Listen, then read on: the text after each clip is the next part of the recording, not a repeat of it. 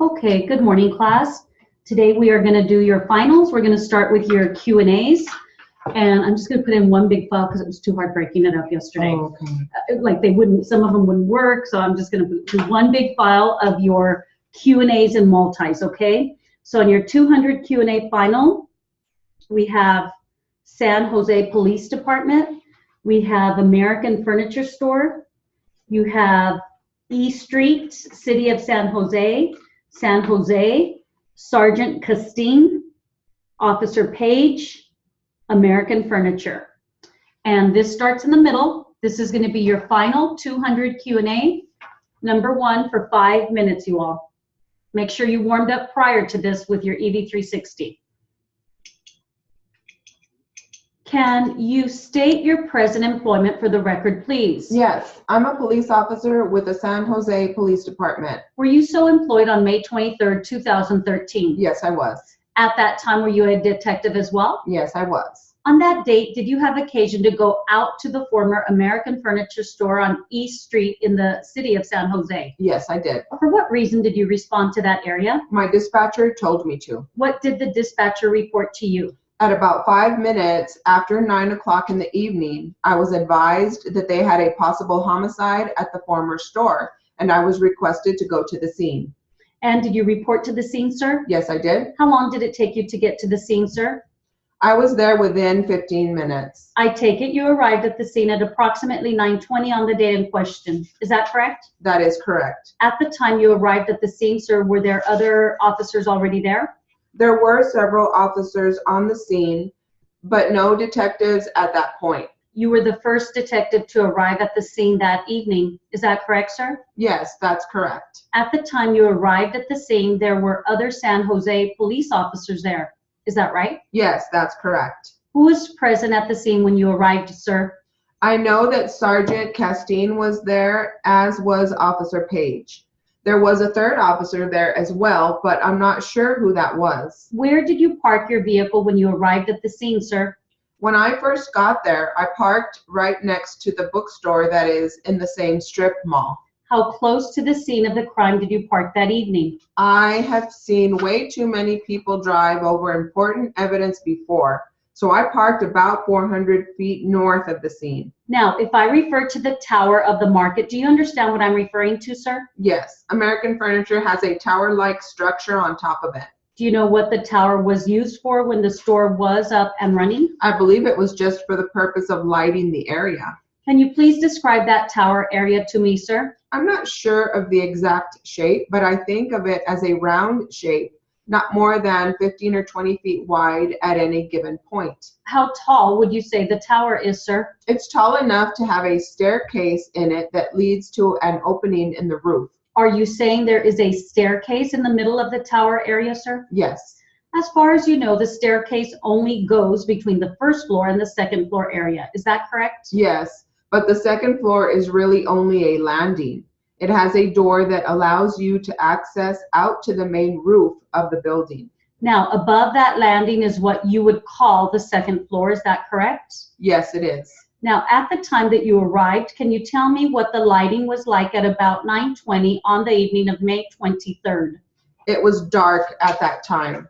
So you do recall that there was not much lighting in the area at that time. Is that correct? I had to borrow a flashlight from one of the officers in order to make my way up the stairs. So yes, it was very dark. Was there any lighting in the first floor area of the building, sir? No, none at all. Were you able to see the condition of the first floor door at the time you arrived at the scene, sir? When I got there, it was totally dark. What was the first thing you did when you arrived at the scene? The very first thing I did was to make sure that somebody had already gone through to be sure there wasn't anyone still out there in the dark. What was the next thing you did on arriving at the scene, sir? I had one of the officers stand at the front door and make sure no one else entered the building. Sir, when you walked up to the building, you didn't observe any lights in the entry, is that correct? Yes, that's correct, that there were no lights. Did you notice whether or not there were any locks on the door into the building? There was no lock on the door. Was there even a doorknob on the door, sir? No, there was not a doorknob on the door. All right. What did you do when you entered the building? I did a quick walkthrough of the tower area. Did you go all the way up to the landing area? I went all the way up to the landing, yes. Did you observe anything unusual on your way up to the landing? There was a lot of blood on the walls and the floors leading from just inside the front door up to the tower. What did you observe, sir, when you got up into the tower area? There was a lot of debris laying around on the floor. What was the next thing you did after you made this quick look around the area? I went back down to my vehicle and called the office for more detectives to come to the scene of the crime. Now, one of the things you look for in this type of investigation is to see whether or not there is any sign of a forced entry. Is that correct? Yes, that's correct. Did you observe any signs of? Okay. Second 200 Q&A final. Sandy, Smitty's, East Hartford, Kim McManus, Mary Stosh, Main Street Pub, Main Street Mike, Mr. Robertson, Mike Ross, Dave Ramson, Weston Road. And this will be 200, number 2 final for 5 minutes, and it starts in the middle. Do you know what happened to Sandy after you left? No, I don't. Did you hear about Sandy after you left? No. Do you remember what time she left Smitty's? No. Do you know where they supposedly went after Smitty's? This is just hearsay. They went to East Hartford. Do you know Kim McManus? Kim McManus. That sounds familiar, but no. I forget names. I know faces. I forget names. How was Mary in regard to sobriety when you left her on the 19th of July? She was getting wild, restless, upset. At any time, to your knowledge, was Mary shut off when she was at Smitty's? No, she wasn't. Do you know if she went to the bar and got her drinks? Yes, she was going to the bar and getting all the drinks. She was buying her drinks and you were buying your drinks, right? Yes. Correct me if I'm wrong. You would go to the bar and get your drinks and she would get hers? Yeah. And how can you be sure if, strike that, how do you know that Mary had been drinking or had 2 drinks and 2 shots? I seen her drinking the same way as I was, but if she went up when I wasn't around or something, she just went up and bought it herself. But that whole evening, you didn't buy her any drinks and you didn't offer Mary any drinks that night. I don't remember. Do you remember whether or not you or Mary bought anybody else drinks? I don't remember. When you took Stosh back to his house, I assume that you had the keys to Mary's car? Yes, I did. What happened to those keys? We got into an argument and she wanted her keys for her car to take off or do whatever she wanted to do. And I was upset and I just threw her the keys. I said, "Here's your keys." I turned around and walked out of the bar. Why did you get upset? I don't know. I said I was feeling pretty good and I wanted to go home. And that was about what time? About 11:45. When was closing? I believe it was 12:30. 12 or 12:30. The Main Street Pub, where is that located? That's Main Street, East Hartford. And do you know what the closing time is there? No, I don't. I'd only been there occasionally. No. Were you also with Mary? No, I never went there with her. Before this evening, how many times have you been in Smitty's with Mary? That was only the second time. I met her that one time and that night. Did you know Mary used to work at Smitty's? Yes, I did. And what did she do there? She was a bartender. And how long did she work there? That I don't know. Do you know why it is she left that job? No, I don't. Did you ever see Mary when she was a bartender at Smitty's? No. Did I ask you if you knew the times that you were with Stosh and your neighbors? Yeah, you did, but I said I don't remember too much after 11:30, 11:15. I didn't remember too much after that. I had more myself. Now, did you give any statements to anybody concerning this incident? No, I did not. Have you talked to any of the lawyers about this incident? Yes. I seen Mike one time. That was it. When was that? I don't remember. Last year sometime. Did you give him anything in writing? No. Did you make any recordings of any kind? No, I didn't.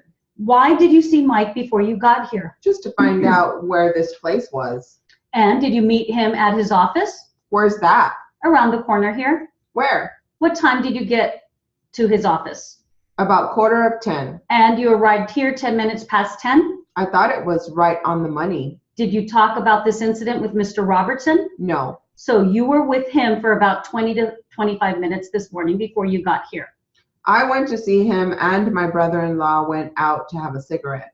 I was waiting for Mike to show me where this place was. So you didn't talk about this incident at all? No. Mike represents Mary's estate? Yes, I know. Did you ever talk to anybody who said they saw Mary after she left that night? Yeah. I seen a few of my friends the next day. They were saying that's where she went after that night, but I didn't have no idea that she went there. Who are these friends? People that live, my cousin, they knew Mike Ross and his girlfriend. They were saying that's where they went. What are their names? Dave Ramson, Where does he live? Weston Road in East Hartford. And who else? That was the only guy who said anything about them coming over to East Hartford. Okay, we'll get ready for your 180s.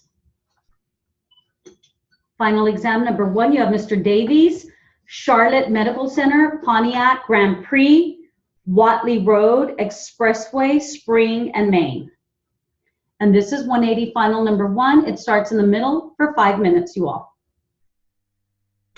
Okay, at the time of the accident, how much were you earning? I think about $20 an hour. And typically, how many hours did you work in a week? About 40. Did you miss any work as a result of the accident in this manner? Yes, I did. Approximately how much time did you miss from work? About 2 weeks. Were you placed on disability by any doctors with regard to this accident? Yes. Is that the reason you missed about 2 weeks of work? Yes. What doctor placed you on disability? Dr. Davies. Do you know if Dr. Davies is a medical doctor? He is my family doctor. Where is Mr. or Dr. Davies' office located? His office is in the Charlotte Medical Center. Do you recall the automobile accident that took place on December 4, 2005? Yes. What time of the day did that accident occur? Do you remember? It was close to 5 o'clock in the afternoon or early evening. Do you recall what day of the week the accident occurred on? I believe it was on a Thursday. So the accident occurred on a weekday as opposed to a weekend. Is that right? Yes, right. Were you alone at the time of the accident? Yes, I was. Were you in a vehicle? Yes, I was. And what type of vehicle were you in? Pontiac Grand Prix. Where were you going? I was going home. Where were you coming from? Coming home from work. Was it light out? Was it dark out? Or was it almost dark? It was still pretty light out for that time of year. What was the weather like on the day of the accident? Normal. What do you mean normal? Rainy, sunny, or what? It was not raining. Was there any construction going on in the area of the accident? No, there wasn't. What street were you traveling on at the time of the accident? Watley Road. How long had you been traveling on Watley Road? I would say about 5 or 10 minutes. What street had you turned on to Watley Road from? From the expressway. You came off the expressway at what exit? I don't know. You did get off at Watley Road though, correct? Yes, that is correct. Now, where the accident occurred, how many lanes are there for Watley Road in the direction you were traveling? 2. Of those 2 lanes, which one would you have been in? The one closest to the center or the lane closest to the curb? Do you remember? The lane closest to the curb. Did the accident occur near an intersection? It was actually halfway between Spring and Maine, so it was right in the middle of those 2 streets, kind of. So where the accident occurred, there was no left-hand turn lane or no right-hand turn lane, is that right? Right. There was just 2 through lanes for traffic for your direction, correct? Yes. There was also a bicycle lane, if you want to consider that a lane too. Okay. Do you know how many lanes there are going in the opposite direction of you from where the accident occurred? I believe there are 2. Is there also a bike lane on that side of the street too? Yes, I think so. How are the 2 sides of the street divided? Is there a line or is there a concrete barrier, metal barrier, trees, grass, or what? There is just a line. What color is the line? White. Is it a double line, single line, or what? Single white line. Are there any speed bumps on the street or raised dots along that area of the street? I could not tell you that. Are there any traffic signals or stop signs located between Spring and Main? No. Do you know what the speed limit is on Whatley, approximately where the accident occurred? I think it is 40 miles per hour. Do you have any estimates as to how fast you were going at the time of the accident? I was in third gear, so I am guessing or thinking that I was going around 35. Now, with regard to Whatley Road, talking about the direction you were traveling, is there anything on that side of the road? On the right side of the road, there is like an island with the grass and the trees. Then there are some houses. It is a residential area. So there is another separate street running parallel with Whatley Road. Is that what you were saying? Yes. What separates Whatley Road from the residential street? There is like an island with some bushes and trees and grass there. What was the traffic like at the time of the accident? It was moderate. Most people were coming home from work at that time. Do you travel Whatley Road every day? Yes, every day. Was the traffic flow normal on that particular day? Yes, it was normal traffic for that time of day. It was not stop and go? No. Were you wearing your seatbelt at the time of the accident? Yes, I was. Is that a seatbelt that goes over your lap and your shoulder too? Yes, it is. As you traveled down Whatley Road, do you recall traveling directly behind any vehicles? No. Do you recall any vehicles traveling directly behind?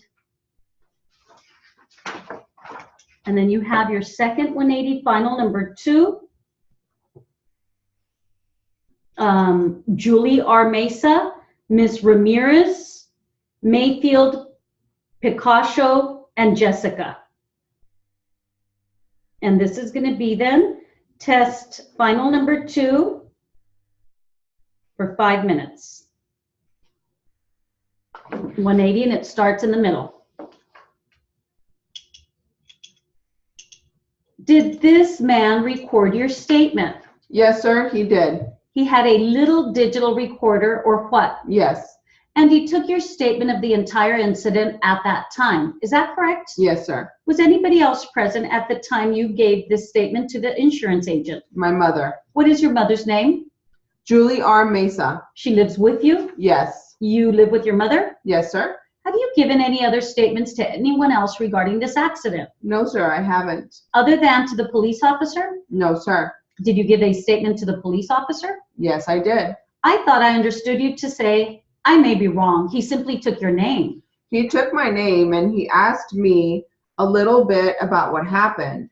I think it was mainly to find out if I was really there or not, since I had gone and come back. What did you tell him then? The same thing that I've said here. Would you have known if he was a motorcycle officer? I'm not sure. How many officers were there when you gave your statement? 2 or 3 and an ambulance. 2 or 3 and an ambulance? Yes. All right. How many officers spoke to you? 1. Did you know his name, or did he give you his name? He gave me his name, but I don't remember it. I understand. Now, you indicated that you were right behind the lady that hit the little girl. Is that correct? Yes, sir. At least you were the car right behind. You were following. Yes, sir. How many feet approximately were you behind Miss Ramirez? That was the driver of the automobile. I'd say about 5-6 feet. What kind of a car was Miss Ramirez driving? I don't recall at the time. That's fine. It was a green or brown color. I know that. Was it a big car or a smaller car or what? It was bigger than my car. Okay, did it obstruct your view in any way? My view of the road? Of the little girl. Could you see the little girl completely? At the curb? Yes. Yes, sir, I could. You said you had tinted windows. Did that obscure your view in any way? A little bit. What do you mean by a little bit? In the mornings, it's not very light outside at the time, so with my tinted windows, it's hard to see when it's not really bright because they're really dark. There were a lot of people going to school at Mayfield at that time. Isn't that correct? No. Actually, I go to school early. I get there early. School doesn't really start until 8:27, but I usually end up leaving about 7:45 from my house because I have this fear of being late everywhere. All right, that's fine. Is there an elementary school nearby? There's one on Picacho, but it's a couple blocks away. In addition to high school students that are going to and from Mayfield, do you see a lot of children that are younger than high school age on that street at that time of day? Not usually. What attracted you to Jessica that you paid attention to her? She was making hand gestures with the girl across the street. I knew she wasn't paying attention. I always check the sides of the street because I'm always afraid I'm going to end up hitting somebody, so I always check the sides of the street. There are high school students that walk to school, so it's hard to tell. I always pay attention to the side.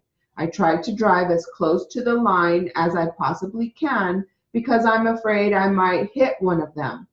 So I looked over to make sure they were all paying attention and knew what they were doing, and I noticed she wasn't.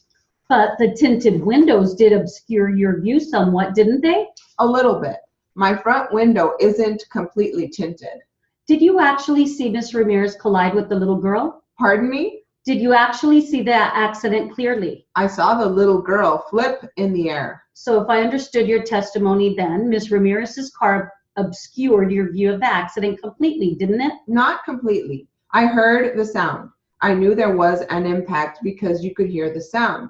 I saw the papers fly. I saw the little girl flip up. I saw the brake lights flash on immediately. If you were watching the little girl, you weren't watching Miss Ramirez, were you? They were pretty much close together. But you directed your attention to the little girl, did you not? Both. My eyes were going back and forth each time. Did you hear the body of the little girl hit the car? I heard something hit the car. I'm not sure if it was her binder or if it was actually her. That's fine. What happened to the little girl when you heard the impact, whatever you heard? Her binder went flying to the opposite side of the car. She flipped in the air and fell by the side. How close to the curb? I'd say about 5 or 6 feet. She was 5 or 6 feet from the curb. Okay, and we'll get ready for your multi-finals, okay?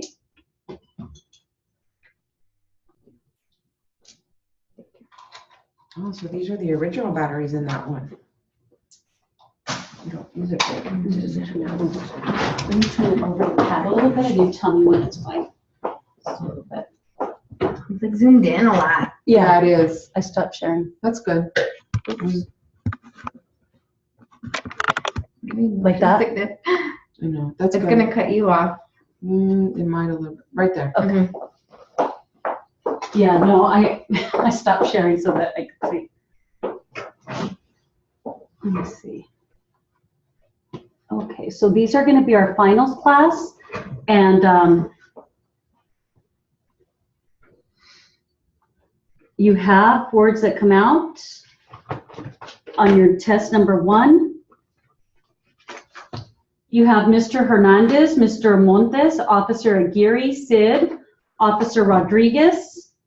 You have Andres Rodriguez, Thomason Hospital, Jesus Montes. And this is going to be number 1 test, 180. It starts in the middle with question by Mr. Rodriguez. Always Mr. Rodriguez is witness unless you have the court, all of the bank speaking to the attorney or the witness. I am Mr. Rodriguez. The witness? The court. Mr. Rodriguez. The witness? The court. Okay, and it starts with myself asking a question and then immediately into colloquy, okay? 5 minutes, final 180, number 1 for 5 minutes. Starts with Mr. Rodriguez. All right, so I don't know what you define by a full head of hair. I mean, they all appear to have a full head of hair to me. I mean, it may be shorter or, I mean, it's all pretty short. as opposed to bald, Your Honor. I don't see anybody bald here. Look at number 3, Judge. Yeah, I see hair top, sides, and On Mr. Hernandez? yeah, I mean, it's short, but there's hair there. He's not bald. Okay, when you show this photo lineup, I'm very familiar with bald. I'm watching for it all the time, and I take the heat off the prosecution for saying that. Judge, do we need to go on anymore? Maybe I lost the case right here. Well, you know, no, I mean, I have to say, in looking at the photo array just physically, you know, This is apart from any communication that may have been made or allegedly may have been made, that the photos all indicate people who are not bald but have hair growing everywhere it's supposed to be growing, and it may be shorter or a little bit longer. Most of them are, I'd say, medium length to short. When you showed the photo array to Mr. Montes, how long did it take for him to point out any of them? It didn't take very long, sir. Give us an estimate. A minute. Did he even look at the second page? He looked at both pages. He also read the photo astonishment. Did he ask you any questions? Admonishment. Sir? Did he ask you any questions? No. He was just told to choose whoever, if he can identify anybody. And then they just point them out and they sign the photograph and there's no discussion, sir. And did you tell him after he had indicated to you which one he thought it was, did you tell him, yep, that's him. That's the one I suspected too? No, sir. What's the relevance? What's the relevance of the question and the answer? Suggestibility. No, not after he's already made his choice. Well, it confirms, well, what if he picked the wrong one? I will. Well, but the only testimony has been that he picked him out immediately. There's no testimony that he waffled or, was tentative in his identification, and then there was confirmation by the officer to make the witness more comfortable with the identification. So I'm going to sustain the objection on that one. There's no basis for that. Let's get back to the conversations you had with Mr. Montes during the time that led up to the actual photo lineup. You've admitted to us that there were some conversations between you and him. Did you ever tell Mr. Montes? Did you give him a nickname of the suspects? I believe I heard Officer Aguirre say that they had talked the day of the lineup at his home. Yeah, my recollection was that the nickname Sid came from the complainant. Yes, sir. That's what I heard too. Not from the officer to the complainant. But again, what has that got to do with the photo array? Well, did you ever indicate to Mr. Montes that Sid was in this photo lineup? No, sir. Did he tell you, look, that's Sid?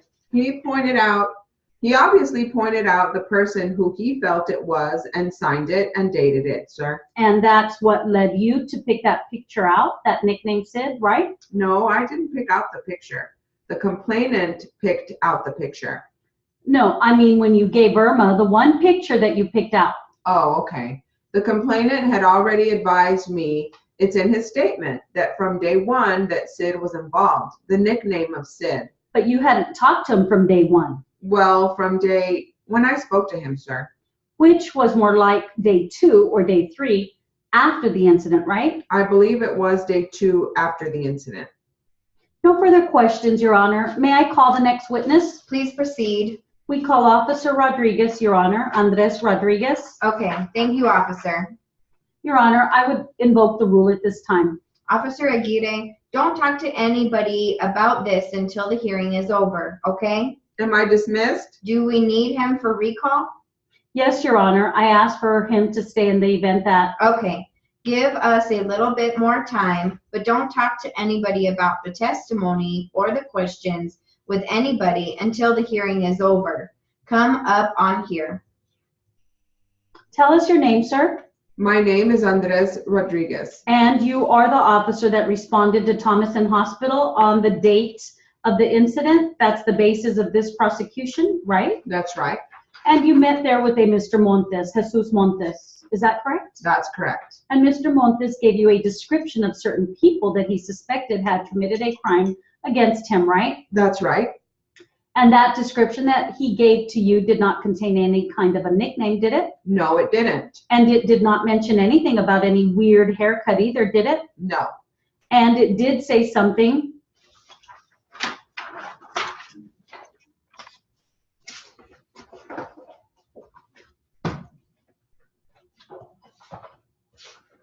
We have our second 180 multi.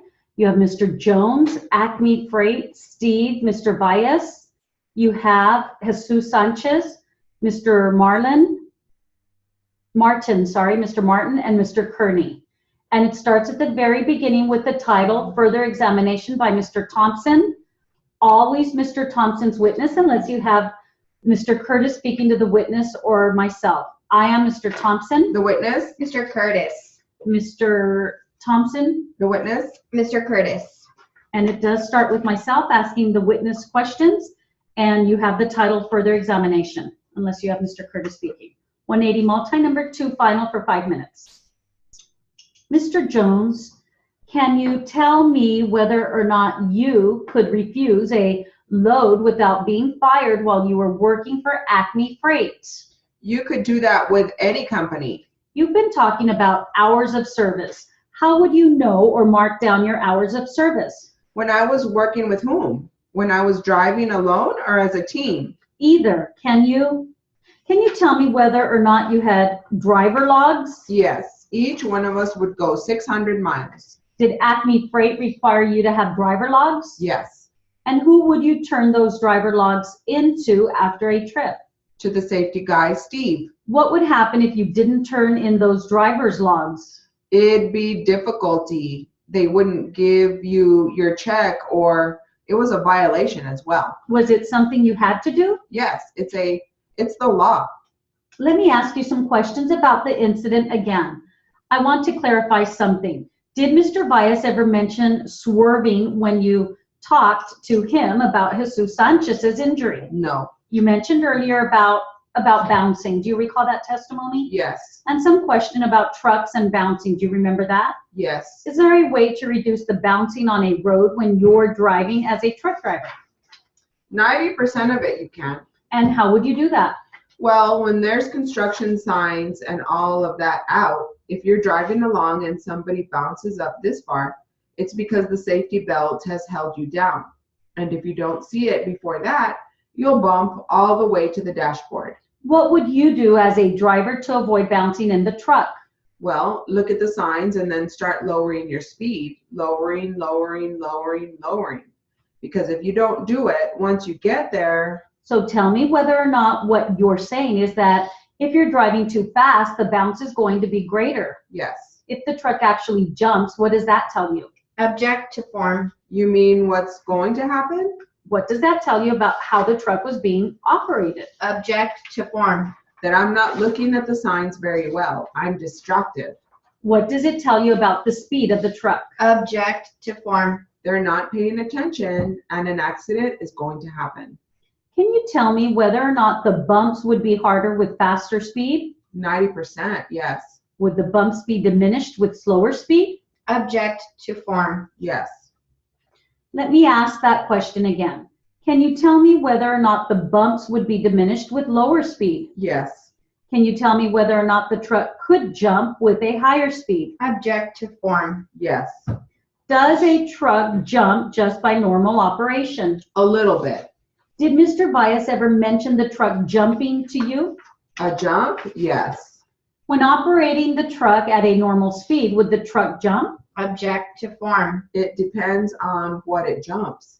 Would the jump be worse? Can you tell me whether or not the jump would be worse at a higher speed? Object to form. Yes. Did Mr. Valles tell you why the truck jumped? I don't know whether he was aware of it once he got there or something. He just said, truck jump. But I want to make sure your testimony is clear. You're telling the ladies and gentlemen of the jury that he did mention construction to you. Object to form. And then the truck jumped. He didn't tell me whether he was going fast or whether he was going slow. You were also asked some question about safety nets. Do you recall that? Yes. The safety nets, would that keep someone from bouncing around within the truck if the truck hit a jump? Object to form. Yes. But is the safety net tight where can you tell? Strike that. Can you tell us whether or not the safety net is tightly wrapped around the body? It's a safety belt. It's like what's on the seat, only it's on the bed.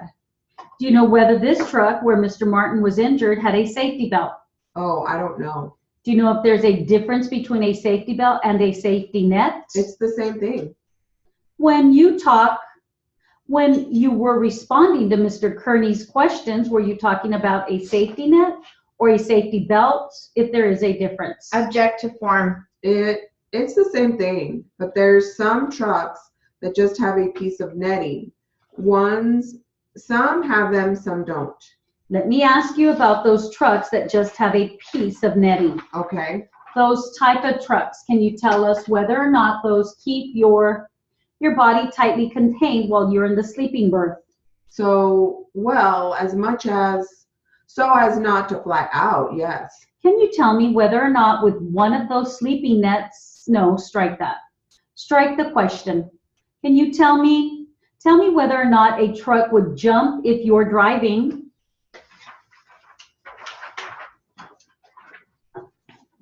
And we'll get ready for your 160s. Oops. Proper names, you have Mrs. Wertz, Mr. Island, and Ms. Hash. So it starts with colloquy between the court, the witness, and Ms. Hash, and then you have cross-examination by Ms. Hash, always my witness. And you have about a page, 2, 3, 3.5 pages of colloquy and then cross-examination by Ms. Hash. I am Ms. Hash. The witness? The court. Ms. Hash. The witness? The court. So identify us as we speak. This is 160 multi number 1. Starts with the court for 5 minutes. Now, Mrs. Wertz, tell us what happened. He shot past 2 lanes of parked cars. All right. Now, as I say, I am not particularly concerned with who is responsible on this occasion. Fine. Now, what happened after you had the accident? Well, I got out and I had my 2 daughters with me. I don't usually let both of them ride in the front seat, but they were in the front with me. I checked them over to ascertain that they were all right, and then I went over to him. I opened up my wallet and started giving him my identification and was getting his identification, and then I said, I have got to go. And he said, where are you going? And I said, I have a show to do. There are no injuries. We don't have to stay here because I have given you the necessary information. What had you given him? My driver's license, my telephone number, and my full name. Also my insurance agent's name, phone number, and so forth. I wrote it down, all down for him, and proof of this is the paper right here. You wrote this all down for him? Yes, sir. I wrote it down for him. Part of it he must have written down because I noticed he wrote my license number down from my car. So I didn't write that, but my driver's license and so forth, I did. By the way, I forgot to take his driver's license, but since I had his telephone number and his insurance company, I told him that I had to leave. And he said, where are you going? I said, there are no injuries, so we don't have to stay here. I have to be on stage at 9 o'clock. So I had to leave, and that's what I did. I left. Well, now I don't understand. The officer said he called them and had trouble reaching me. This is the signed statement from my insurance company that his insurance company, I believe. I will object to any signed statement from the insurance company because, of course, it would be hearsay. Let me hear what she is trying to introduce. They were in touch with my insurance company the very next day. As a matter of fact, someone called me at my home the next morning. I believe a woman, and asked me who my insurance agent was. I thought it was very strange because I had given him all the information on that one piece of paper that I mentioned earlier. There was another page on that statement that I have at home. All right, that would be inadmissible. But if it merely shows that they were able to get in touch with her on January the 13th, apparently. I don't know if I have to prove that there is another reason other than the facts here, but I believe that Mr. Island has charged me with this out of malice due to the fact that his license was suspended as a result of this accident because he had such a bad driving record. Well, there will be a motion to strike as immaterial. It will be sustained. All right, go ahead. And that I feel that if anyone can make this charge against Your Honor, this is not testimony. This is argumentative. The objection is sustained.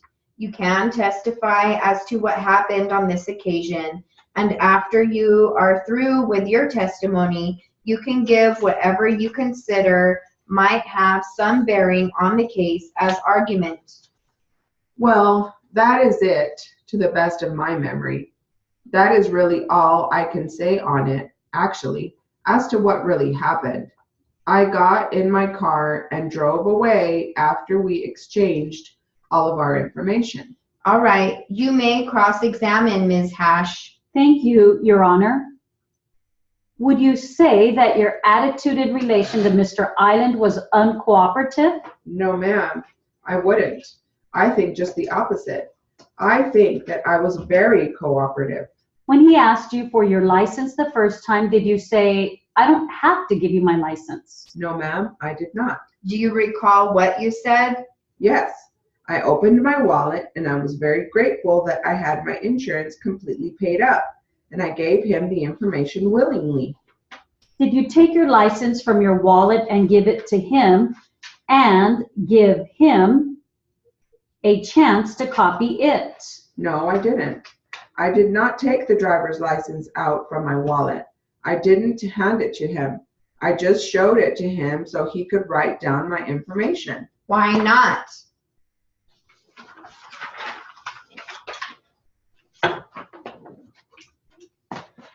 And we'll get ready for your second 160 final. Okay, we have on your 160 multi-final number 2, Mr. Evans, Dayton Avenue, goings on, starts with, in the middle with question by Mr. Williams. Always Mr. Williams is witness, or actually you have cross-examination by Mr. Shelton. So it starts with Mr. Williams witness and then cross-examination by Mr. Shelton. I am Mr. Williams. The witness? Mr. Shelton. Mr. Williams. The witness? Mr. Shelton. So it's going to start off with question by Mr. Williams, and then Mr. Shelton takes over, okay? Starts with Mr. Williams, myself, asking the witness questions, 160 multi-final number 2. All right. Now, you said that this person was waving his arms, correct? Yes, he was. Did you continue to watch the truck and the other man? Yes. I watched them until they were out of my view behind a large tree on the side of my house. What did you do next at that point? I turned around and walked back to my bedroom. What happened next, Mr. Evans? I heard a loud banging noise coming from outside. Before we get to that, when you were looking through the peephole, how many other vehicles did you see on the street? Objection. Asked and answered. I didn't see any other vehicles on the street.